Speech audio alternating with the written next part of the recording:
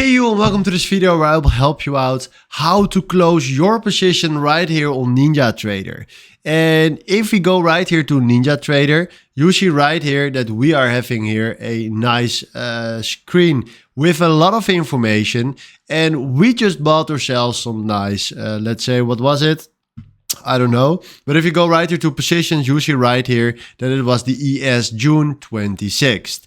And right now we are having a P&L of 150, 125 on that, but we want to close our trade. So what you need to do right here is if you do right mouse click on your position and you click right here on close position, you see that if we now go here to orders, that we have here a sell and this is filled. So that means that we closed our position.